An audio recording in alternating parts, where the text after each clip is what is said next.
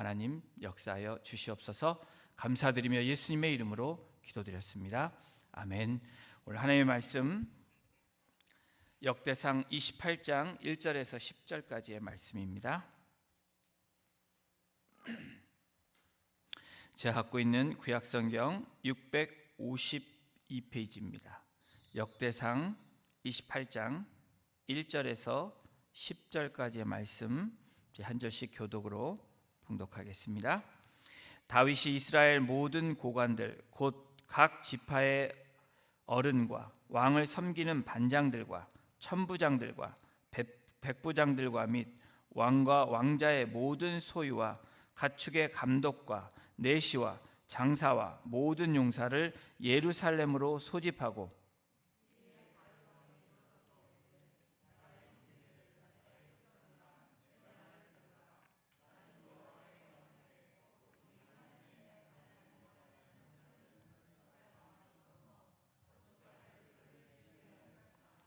하나님이 내게 이르시되 너는 전쟁을 많이 한 사람이라 피를 많이 흘렸으니 내 이름을 위하여 성전을 건축하지 못하리라 하셨느니라.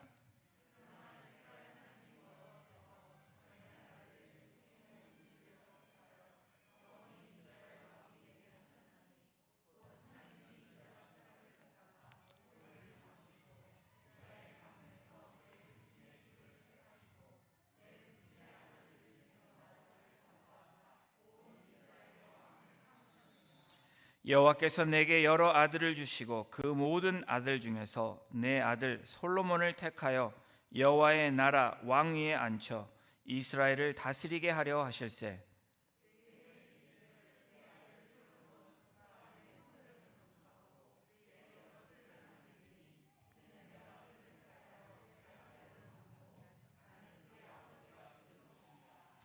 그가 만일 나의 계명과 법도를 힘써 준행하기를 오늘과 같이 하면 내가 그의 나라를 영원히 견고하게 하리라 하셨느니라.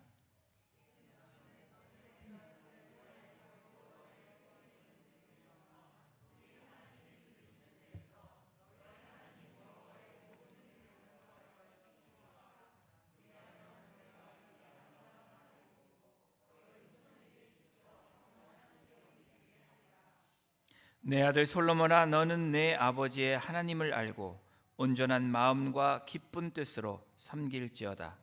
여호와께서 모든 마음을 감찰하사 모든 의도를 아시나니 내가 만일 그를 찾으면 만날 것이요 만일 내가 그를 버리면 그가 너를 영원히 버리시리라.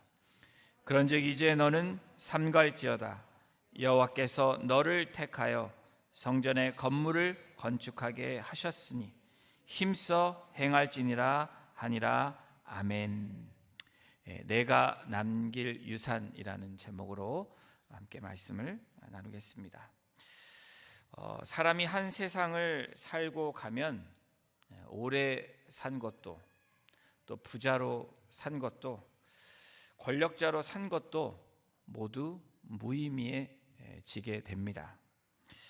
중요한 것은 그 사람이 떠난 후에 무엇을 남기고 갔느냐라는 것이 더 중요한 이유가 되기도 합니다. 제가 과거에도 말씀드린 것처럼 웰빙보다는 웰다잉이 크리스천들에게는 더 중요하다는 말씀을 드렸습니다. 여러분, 한 부자가 세상을 떠난 후에 그의 재산을 관리하는 변호사에게 한 기자가 물었습니다. 그 부자가 도대체 무엇을 남기고 갔습니까? 세상 사람들은 관심 있는 게 얼마만큼 많은 것을 남기고 갔을까? 라는 질문을 이 기자가 했습니다. 그랬더니 변호사가 짤막하게 다음과 같이 대답을 했습니다. 다 남기고 가셨습니다. 이 대답에는 여러 가지 우리가 생각해 볼 질문들이 많이 있습니다. 다 남기고 갔다. 이게 정말 좋은 것인가? 다 쓰고 가는 것이 좋은 것인가? 여러분, 여러 가지 생각들을 대답해 주는 답변입니다. 문제는 그가 남긴 것의 내용물이 어떠냐라는 것이 중요하다라는 겁니다. 내가 살고 간 그 자리에 남겨진 것이 무엇일까? 우리는 언젠가는 주님이 부르시면 가야 하는 인생들입니다. 여러분, 이런 속담을 여러분들 잘 알고 계십니다. 호랑이는 죽어서 가죽을 남기고 사람은 죽어서 이름을 남긴다. 여기다가 하나를 우리 크리스천들은 제가 덧붙였습니다. 우리 스크린 같이 한번 읽겠습니다. 시작. 호랑이는 죽어서 가죽을 남기고 사람은 죽어서 이름을 남긴다. 그러나 크리스천은 예수를 남긴다. 여러분, 이것이 웰다잉이지 않습니까? 웰빙처럼 살아도 웰다잉하지 않으면 우리의 인생은 허무해질 수밖에 없다라는 것을 이야기하는 것입니다. 미국을 건국한 청교도들은 가장 큰 어리석음을 무엇이라고 얘기했냐면 재산을 남기고 가는 사람이라고 이야기를 했습니다. 그래서 이 청교도들은, 초기의 청교도들은 그들의 자녀들과 후손들에게 삶을 떠나기 전에 재산을 가치 있게 쓰는 법을 가르쳤다고 합니다. 미국이 세운 이 건국의 아버지들이 그렇게 시작을 한 것입니다. 청교도들은 다른 무엇보다도 경건한 영향력을 남기고 가는 것을 우선순위했다라는 겁니다. 여러분, 우리 예수님이 짧은 인생을 살고 가셨습니다. 그런데 예수님이 남기고 간 것이 무엇인지를 우리가 늘 묵상하고 늘 삶의 지표로 삼아야 된다는 겁니다. 예수님이 무엇을 남기셨을까? 라는 질문하면 예수님은 사랑, 그 사랑을 남기셨습니다. 은혜를 남기셨습니다. 그리고 희생이라는 그 본보기를 남기고 가셨습니다. 등등 여러분들이 이야기하실 수 있습니다. 그러나 이 모든 것들을 디스크라이브하는, 묘사하는 하나의 단어가 있다면 예수님이 남기고 가신 것은, 이 땅에 남기고 가신 것은, 우리에게 남기고 가신 것은 바로 십자가입니다. 여러분 믿으십니까? 그 십자가는 예수님 자신에게는, 하나님이신 예수님 자신에게는 희생이었지만 많은 사람들, 인류에게는 희망과 소망과 구원이었음을 확실히 보여주는, 확실히 증거되어지는, 수천 년이 지난 지금에도 증거되고 있다라는 분명한 사실입니다. 1년 정도 남은 시한부 삶을 판정받은 어떤 엄마가 7살짜리 아들에게, 여러분 어떻겠습니까? 이제 얼마 남지 않은 인생을 남은 아들에게 무엇을 해줄까 곰곰이 생각을 하게 되었습니다. 그래서 내가 가면 얘가 당장 먹는 것 이렇게 잘 해줄 수 없을 텐데 해서 엄마가 생각한 것이, 그러면 라면을 끓이는 법을 한번 가르쳐주자 하면서 나름대로 버킷리스트를 만들었겠죠. 그래서 아들에게 해줄 수 있는 것, 먼저 스토브를 켜는 것, 그리고 냄비에 물을 얹히고 라면을 끓이는 법을 가르쳐 주었다고 합니다. 그리고 그 다음에 무엇을 가르쳐 줄까, 무엇을 이야기를 해줄까 등등등 생각을 하면서 시간을 보냈다는 어떤 어머니가 있습니다. 자, 이제 남은 시간에 어쩌면 저와 여러분들도, 우리는 당장은 아니지만 시한부 인생으로 이 땅 가운데 살아가는 백성들입니다.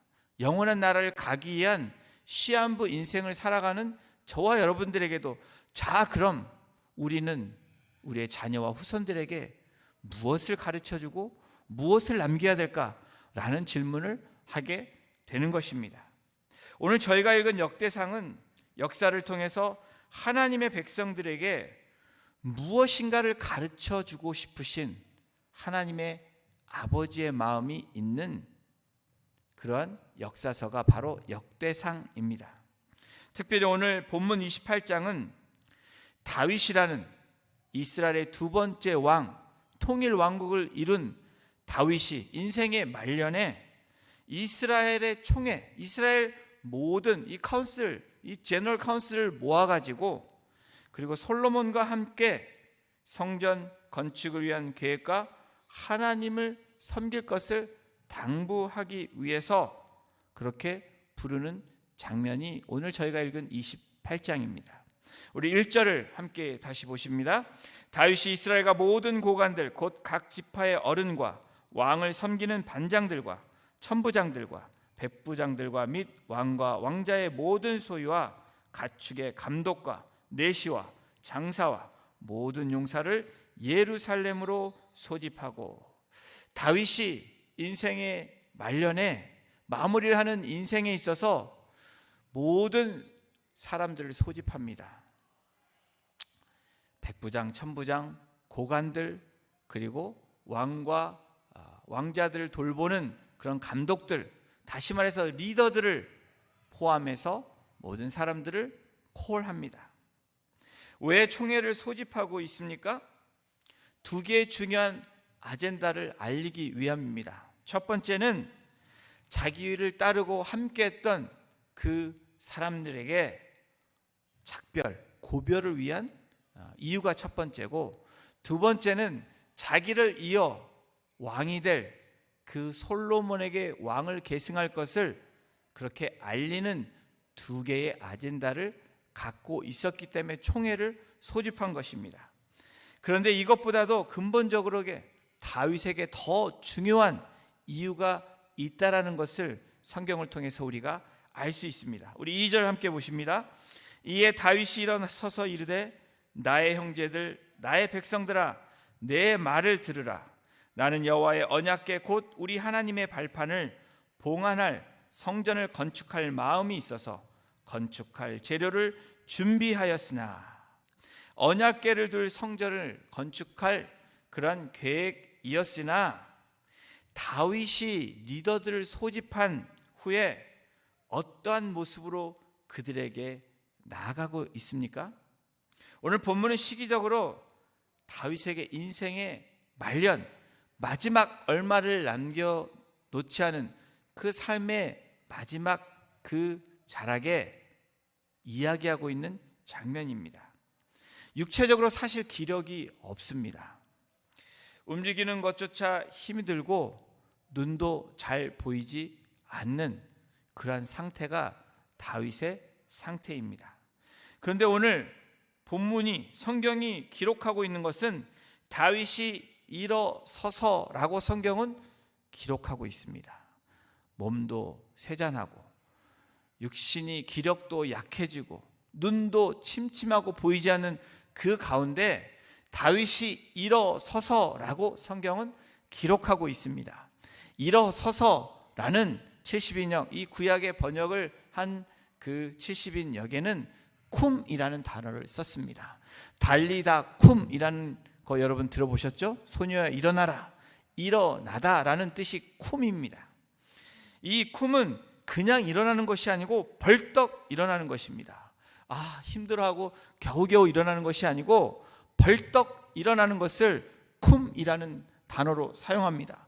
죽은 자가 살아야지 살살살 일어나는 것이 아닙니다. 갑자기 벌떡 일어나는 것입니다. 이 일어서서 쿰은 무엇인가 새로운 출발을 의미하는 단어입니다. 다시 말하면 힘을 내서 다윗이 무엇인가 새로운 것을 말하고 선포하는 시작을 이야기하는 그러한 단어가 쿰입니다. 일어서서 하나님이 주신 약속의 말씀, 언약의 말씀을 다시 일어서서 다윗은 모인 회중들에게, 그리고 모인 함께한 리더들에게 선포하고 있는 것입니다. 나의 형제들, 나의 백성들아, 내 말을 들으라. 들으라라고 선포하고 있습니다. 시대적으로 여러분 볼 때 왕과 신하의 관계는 여러분 절대적인 관계입니다. 왕의 말 한마디면 신하는 죽을 수도 있는 존재가 신하입니다. 절대적인 힘을 가지고 권력을 가지고 어떠한 상황에서도 왕의 말 한마디면 여러분 죽을 수도 있는 것이 왕과 신하의 관계인데, 오늘 다윗은 나의 형제들이라고 먼저 표현을 하고 있습니다. 가족의 의미로 하나님 안에서의 관계를 다윗은 말하고 있는 것입니다. 어떤 나라를 생각하면서 이야기하고 있습니까? 자기가 이제까지 통치했던 이 땅의 나라를 생각하며 이야기하고 있지 않는 것입니다. 다윗은 왕과 신하이기 전에 큰 의미로 자기가 가야 될 하나님 나라에 대해서 나의 형제들아 라고 마지막 유언, 마지막 이야기를 하고 있는 것입니다. 믿음의 공동체, 가족 공동체를 모인 회중들에게, 자기와 함께한 그 사랑하는 리더들에게 이야기하고 있는 것입니다. 오늘 본문 2절, 3절, 6절에 보면, 3절과 6절에 보면 build a house, 집을 짓는 그러한 단어들이 나옵니다. 이스라엘 모든 고관들에게 말할 때는 build a house라는 그러한 이야기를 합니다. 그런데 10절에 보면 솔로몬에게 말할 때는 build a temple이라는 단어를 쓰고 있습니다. 역대상 28장 2절 우리 후반부를 다시 한번 보십니다. 여호와의 언약궤 곧 우리 하나님의 발판을 봉헌할 성전을 건축할 마음이 있어서 건축할 재료를 준비하였으나. 여러분, 무엇을 얘기합니까? 다윗은 언약궤를 하나님의 발판, 발을 얼려놓는 발판으로 이야기하고 있습니다. 여러분, 언약궤가 이스라엘 백성들에게, 다윗에게 어떠한 상징물입니까? 절대적인 상징입니다. 그런데 언약궤의 모형, 재료가 중요한 것이 아니라 하나님이 그 위에, 발판 위에 계시는 것이 중요함을 이야기합니다. 언약궤를 그래서 발판에 계시기 때문에 발판 위에 계신 하나님이 더 중요하다라고 이야기하고 있는 것입니다. 이것이 다윗의 신앙 고백입니다. 다윗의 후손들은 어떻습니까? 이 신앙 정신을 잃어버렸습니다. 다윗 이후에, 솔로몬 이후에 이 역대상에, 그리고 열왕기 상하에 나타나는 왕들과 백성들을 한번 보십시오.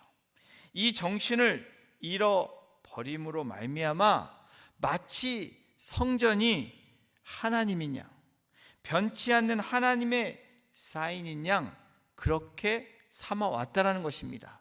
그리고 결국에 하나님이신 예수님이 이 땅에 오셨는데 어떻게 합니까? 예수 그리스도를 죽이지 않습니까? 다시 말하면 하나님을 죽이고, 성전의 가장 중요한 그 하나님을 죽이고 성전 껍데기를 중요시한 그 이스라엘의 사람들, 바로 서기관과 바리새인과 종교 지도자들을 우리는 성경을 통해 만나볼 수 있지 않습니까? 이 발판, 언약궤에 대한 아주 명확한 것을 나타내고 있습니다. 다시 말하면 껍데기 모습이 아닌 성전에 임재하시는 하나님이 더 중요하다라고 다윗은 선포하고 있는 것입니다. 그렇게 인생의 말년에 고백하고 있는 것입니다. 살아계신 성전으로 오신 예수 그리스도를 바라보는 신앙이 우리에게 얼마나 중요한지 오늘 살아가고 있는 우리에게 또한 선포하고 계시는 것입니다. 이러한 신앙으로 다윗은 성전을 짓겠다고 준비했다라는 것입니다. 우리 3절을 보십니다. 하나님이 내게 이르시되 너는 전쟁을 많이 한 사람이라 피를 많이 흘렸으니 내 이름을 위하여 성전을 건축하지 못하리라 하셨느니라.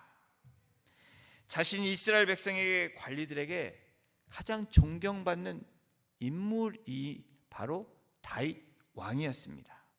절대 권력을 가졌을 뿐 아니라 부와 명예를 가진 사람이 다윗입니다.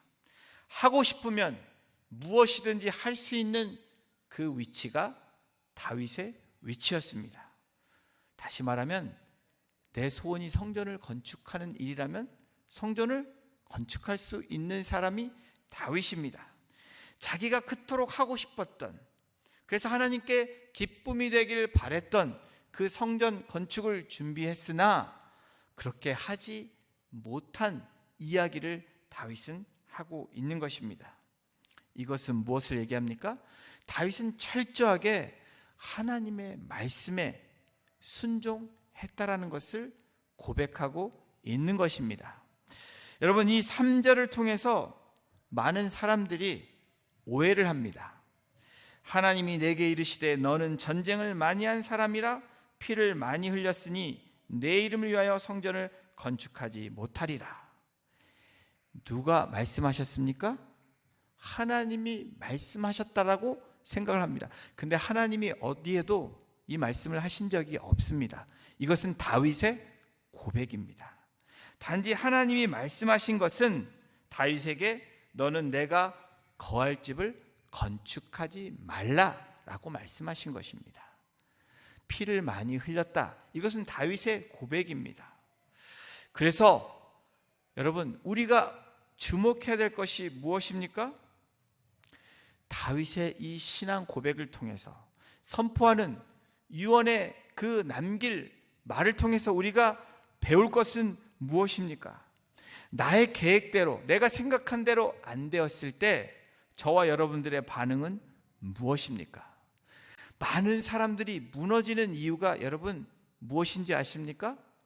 내가 생각한 거, 내가 계획한 거, 근데 하나님이 내 기도를 들어주시지 않을 때, 이것이 제대로 되지 않을 때 우리는 낙심하고 절망합니다. 그리고 우리가 세웠던 계획이 무너짐과 동시에 우리의 삶이, 패턴이, 또 우리의 영혼이 무너지는 것들을 우리가 경험하게 됩니다. 그러나 오늘 이 역대상 28장을 통해서 우리에게 주시는 것이 무엇입니까? 다윗의 신앙 고백을 바라보라는 것입니다. 다윗의 신앙 고백을 우리가 따라 표본을 삼으라는 것입니다. 내 생각대로, 내 계획대로 나아가는 모습이 아닌 철저하게 하나님이 말씀하신 대로 다윗은 준행하며 할 수 있었지만, 자기의 힘으로, 부와 능력으로, 자기의 권력으로 할 수 있었지만 하지 않았다라는 것입니다. 그것은 무엇을 얘기합니까? 다윗에게 역할과 그리고 솔로몬의 역할이 분명히 다르다는 것을 다윗은 깨달았다는 것입니다.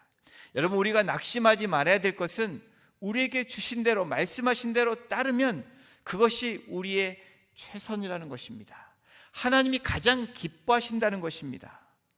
내가 할 수 있어도 하나님이 스탑하면 우리는 멈춰야 됩니다.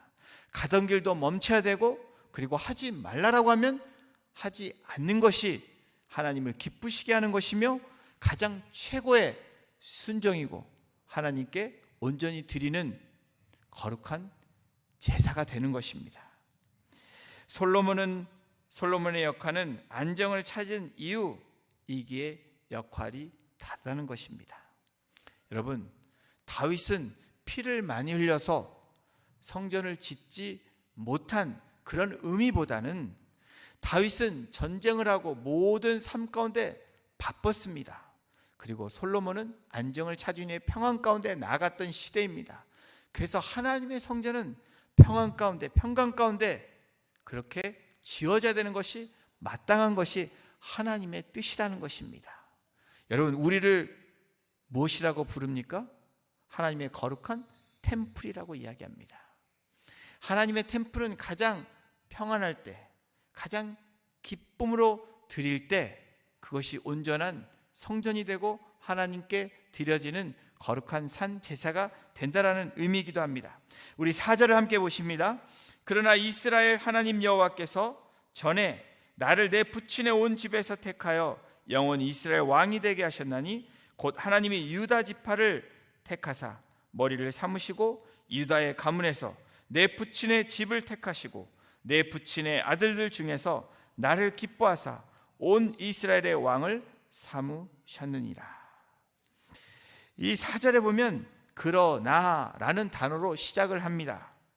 그러나라는 단어는 반전을 이야기하고 있습니다. 성전을 내가 짓고 싶었지만 짓지 못했다, 그러나라고 얘기하면서 다윗이 그의 신앙의 고백을 하고 있습니다. 자신이 남겨주고 싶은 무엇인가를 이야기하고 있는 것입니다. 오늘 이 4절에 보면 다윗은 택하심이라는 단어를, 그 신앙 고백을 많이 하고 있습니다. 히브리어 본문에는 보면, 히브리어 원어에 보면 택하다라는 동사가 먼저 나옵니다. 그러나라는 동사가 아니고, 그러나라는 단어가 아니고, 택하다라는 그 문장의 첫 번째 나오는 그 구절이 택하다라는 단어입니다. 무엇을 얘기합니까? 이 택하다라는 단어가 중요하기 때문에 먼저 쓰인 것입니다. 택하다라는 동사가 제일 먼저 나오면서 하나님의 택하심을 강조하고 있습니다. 오늘 본문에서 가장 많이 나오는 단어가 택함 6번 쓰였습니다. 다윗을 왕으로 택하기 위해서 하나님이 무엇을 행하셨습니까? 그 12지파 중에 유다 지파를 택하십니다. 유다 지파 족속들 가운데 아버지인 이새의 그 가문을 택하십니다. 이새의 가문 중에 6 아들이 있는데 그 중에 바로 다윗을 택하셨다라는 것입니다. 여러분, 무엇을 이야기합니까? 이 택함은 내가 선택하는 것이 아니라는 것입니다. 여러분, 하나님이 우리를 추수하셨다, 택하셨다. 여러분, 이것은 기적입니까? 여러분, 믿으십니까? 하나님의 놀라운 은혜라는 것입니다. 하고 수억의 많은 인구 중에서 저와 여러분들 택하셔서 오늘 이 자리에 우리를 오게 하시고 예배하게 하셨다. 이 택함은 그냥 택함이 아니라는 것입니다. 하나님의 놀라운 은혜이고 하나님의 놀라운 사랑이라는 것을 말씀하고 계십니다. 택하심에 대한 주체가 누구인지를 저와 여러분들은 분명히 알아야 되고 그것에 주목하고 나아가야 된다는 것을 말씀하고 있습니다. 그래서 다윗은 이 택함이라는 단어를 6번이나 그렇게 고백하고 있는 것입니다. 역대상 28장 5절을 함께 보십니다. 여호와께서 내게 여러 아들을 주시고 그 모든 아들 중에서 내 아들 솔로몬을 택하사 여호와의 나라 왕위에 앉혀 이스라엘을 다스리게 하려 하실세. 다음 왕도 내 마음에 원해서 내 눈에 보기에 좋아서 그리고 내 성품에 그리고 내가 좋아서 선택한 아들이 아니라는 것을 다윗은 선포하고 있는 것입니다. 우리가 주목해야 하는 것은 여호와의 나라 이스라엘을 다스리게 하려 하실세라고 다윗이 고백하고 있는 것입니다.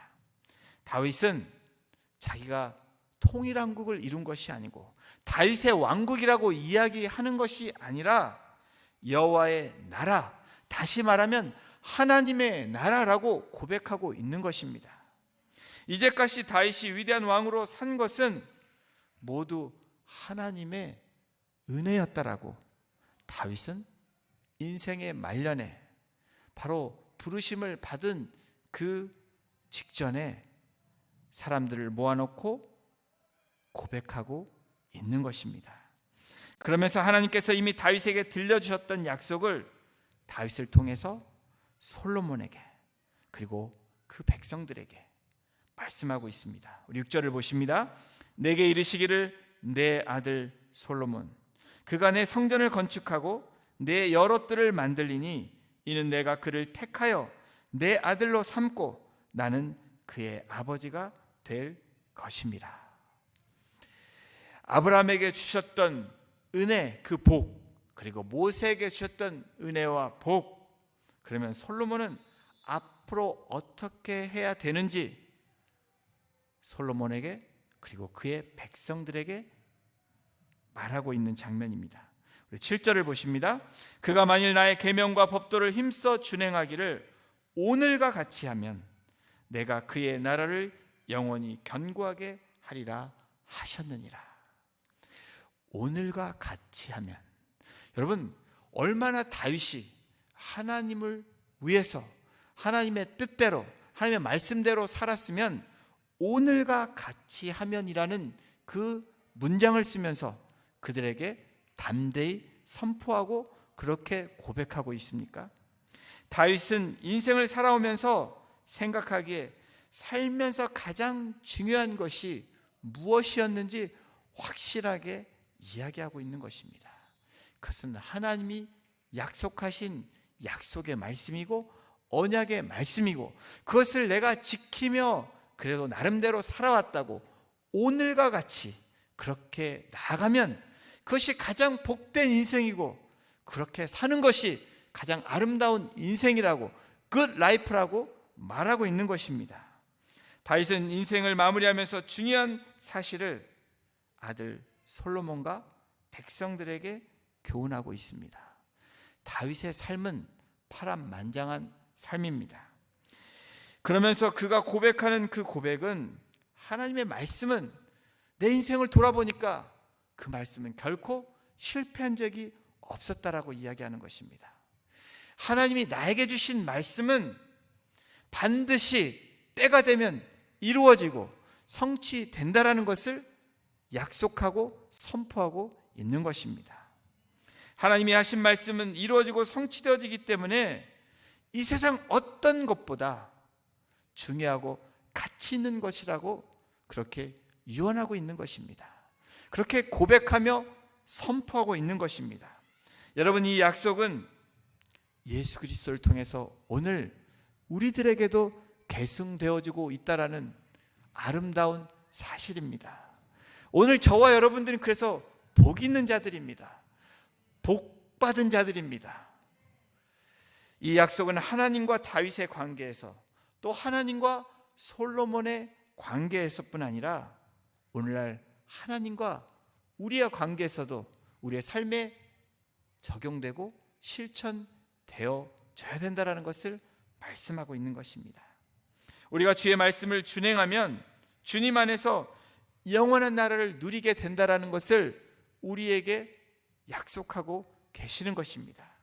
이 약속은 7절 8절에도 나오는 약속과도 동일한 것입니다.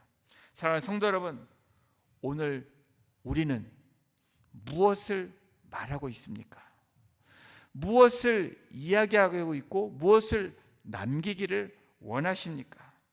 우리의 자녀와 그리고 우리의 후손들에게 여러분 어떤 말을 하고 떠나시기를 원하십니까? 우리가 하나님의 말씀을 들었고 개인적으로 나에게 주셨던 약속이 있으시다면 그것을 전하고 선포하는 것이, 그 약속의 말씀을 주는 것이 우리에게 사명이고 우리의 부르심이라는 것을 여러분 생각하고 계십니까?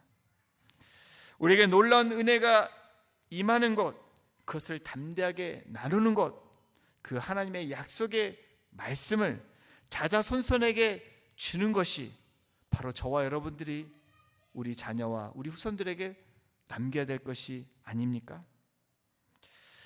여러분, 그러한 것이 준비되어 있다면, 그러한 것들을 나누고 있다면 여러분들은 복 있는 자들입니다. 그러나 그러한 것이 없다면 지금부터 준비하고 만들어 가시는 복된 성도님들이 되시기를 주님의 이름으로 축원합니다. 여러분, 오는 시기는 순서가 있지만 가는 시기는 순서가 없다라는 것을 저와 여러분들은 잘 알고 있습니다. 천년만년 살고 싶지만 살 수 없는 것이 우리의 인생입니다. 그리고 어느 순간에 우리가 부름받아 갈지 모릅니다. 후회 없는 삶이 되기 위해서 저와 여러분들은 어떻게 됩니까? 오늘 나에게 주신 약속의 말씀을 자녀들에게 나누는 것입니다. 저도 잘하지 못합니다. 그러나 이 말씀을 준비하면서 말씀을 선포하는 것, 나누는 것, 그리고 그렇게 살아내는 것이 하나님이 나에게 주신, 우리 가정에게 주신, 우리 공동체에게 주신 사명이고 부르심이구나 다시 한번 생각하는 귀한 시간이었습니다. 이제 마지막으로 온 이스라엘에게 권면하고 있습니다. 8절을 함께 보십니다. 우리 8절을 함께 선포하며 읽겠습니다. 시작. 이제 너희는 온 이스라엘 곧 여호와의 회중이 보는 데에서 우리 하나님이 들으시는 데에서 너희 하나님 여호와의 모든 계명을 구하여 지키기로 하라. 그리하면 너희가 이 아름다운 땅을 누리고 너희 후손에게 끼쳐 영원한 기업이 되게 하리라.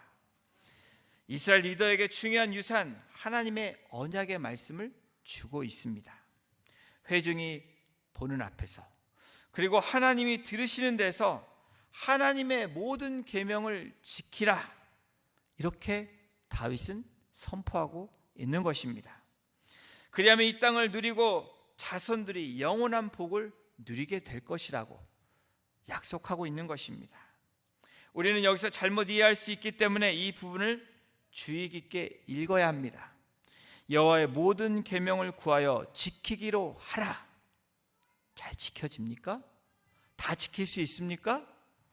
이거는 우리에게 너무나 안 되는 말씀입니다.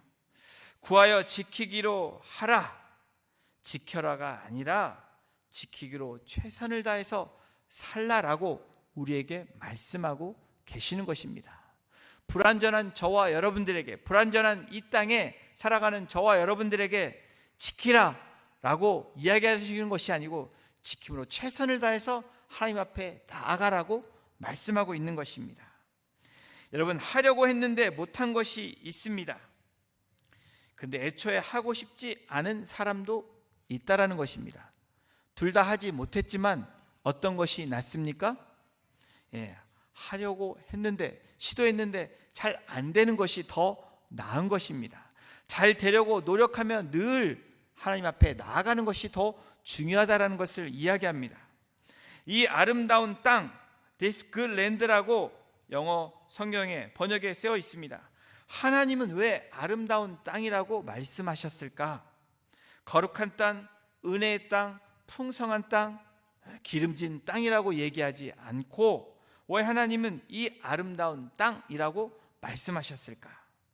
하나님이 생각하시는 아름다운 이 그것의 의미는 무엇입니까? 가나안 땅을 젖과 꿀이 흐르는 땅이라고 하셨고 본문에서도 그 랜드라고 이야기하셨습니다. 하나님 보시기에 아름다운 것이 무엇이냐라는 것입니다. 여러분, 저와 여러분들이 하나님이 우리들을 보실 때 여러분, 그것이라는 것이 어떤 의미십니까? 보시기에 좋았더라 라는 그 의미가 무엇입니까? 그것은 젖과 꿀이 흐름, 바로 젖과 꿀이 흐르는 것의 상징적인 의미, 신령한 은혜의 젖, 말씀의 꿀이 흐르는 그러한 것을 good life라고 이야기하는 것입니다. 우리가 그렇게 살아간다면 good servant라고 이야기하는 것입니다. 여러분, 그것이 하나님 보시기에 좋았다라는 것입니다. 신령한 은혜의 젖, 그리고 말씀의 그 꿀을 가지고 살아가는 인생이 되시는 저와 여러분이 되기를 주님의 이름으로 축원합니다. 여러분, 주의 은혜와 말씀을 충만히 누리고 그것을 후손에게 전하는 것이 우리의 사명입니다. 주의 성전은 은혜와 말씀으로 충만한 곳이 되어야 됩니다. 우리의 성전은 건물이 아닌 우리가 모이는 예배는 하나님의 말씀으로 충만해야 됩니다. 그리고 성전인 여러분들은 하나님의 말씀으로 늘 가득 차 있고 충만해야 된다는 것입니다. 그래서 주의 성전에서 흐르는 은혜의 젖과 말씀의 꿀이 온 땅 이스라엘에게 넘쳐나기를 소원하며 그 약속의 말씀을 다윗은 솔로몬에게, 이스라엘 백성들에게 선포하고 그리고 유언하고 있는 것입니다. 사랑하는 성도 여러분, 하나님께서는 순종하려는 우리의 중심과 마음을 보시기를 원하십니다. 혹시나 한 번, 두 번, 그리고 수차례, 수백 번의 실패했을지라도 저와 여러분들의 나아가야 될 그 모습은 어떤 모습입니까? 우리는 하나님은 우리를 다시 받으신다라는 그 자세로 하나님 앞에 늘 다시 서 나아가야 된다라는 것입니다. 이제 솔로몬을 향한 권면을 하십니다. 사실 유언입니다. 여러분, 우리 자녀들에게 내가 어떤 유언을 줘야 될까 잘 모르시면 9절, 10절을 여러분 생각하시면서 이 유언의 말씀을 반복해서 선포하십시오. 이것이 하나님이 다윗에게, 또 다윗이 솔로몬에게, 솔로몬이 그 후손들에게, 그리고 예수 그리스도를 통해서 우리들에게 주신 유언의 말씀입니다. 우리 28장 9절 10절을 함께 오늘 나의 유언의 말씀처럼 선포하는 우리들이 되기를 원합니다. 우리 같이 읽겠습니다. 시작. 내 아들 솔로몬아, 너는 내 아버지의 하나님을 알고 온전한 마음과 기쁜 뜻으로 섬길지어다. 여호와께서는 모든 마음을 감찰하사 모든 의도를 아시나니 내가 만일 그를 찾으면 만날 것이요 만일 내가 그를 버리면 그가 너를 영원히 버리시리라. 그런즉 이제 너는 삼갈지어다. 여호와께서 너를 택하여 성전의 건물을 건축하게 하셨으니 힘써 행할지니라 하니라. 아멘이십니까? 저와 여러분들이 이 땅을 떠날 때 우리 자녀들에게 이와 같은 유언을 주고 떠나는 복된 하나님의 백성들이 되시기를 주님의 이름으로 축원합니다. 다윗의 마지막 유산은 바로 이곳에 있습니다. 너는 내 아버지의 하나님을 알고, 내가 알고 있는 하나님을, 내가 경험한 하나님을, 나에게 은혜를 주시고 사랑을 주시고 나를 구속하신 그 하나님을 우리 자녀들에게 전달하고 우리 자녀들에게 그렇게 나눠주는, 그것이 가장 아름다운 유산이고 아름다운 유언이 될 줄로 믿습니다. 오늘 말씀을 마무리하면서 잊히기 위해 산 사람이라는 책 제목, Live to be Forgotten 이라는 제목으로 한 선교사님을 소개하기를 원합니다. 잊히기 위해 산 주인공은 호스트라는, 딕슨 에드워드 호스트라는 선교사님입니다. 1865년 허드슨 테일러, 중국에 선교사로 갔던, 중국의 선교의 시초가 됐던 중국의 아버지라고, 영적인 아버지라고 불리는 선교사 이 허드슨 테일러가 창설한 중국 내지 선교회 CIM, 나중에 OMF로 바뀌었습니다. 225번째 선교사, 225번째 선교사였던 이 호스트 선교사는 허드슨 테일러의 뒤를 이어 2대 총재가 된 사람입니다. 호스트는 1861년에 7월 23일에 엄격한 가정에서 태어났습니다. 아버지, 할아버지가 다 군인입니다. 호스트는 어렸을 때부터 소심한 성격이었다고 합니다. 내성적인 사람이었습니다.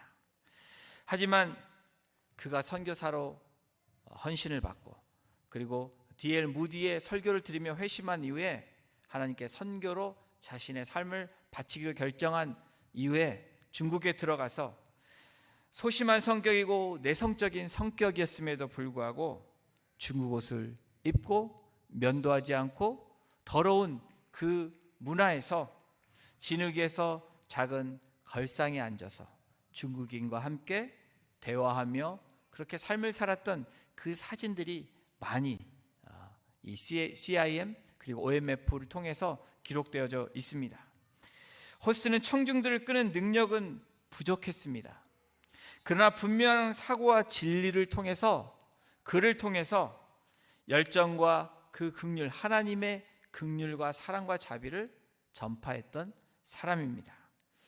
손의 모습을 보여주었고 철저하게 복종하며 섬김의 리더십을 보여주었던 인물이 바로 이 선교사님입니다.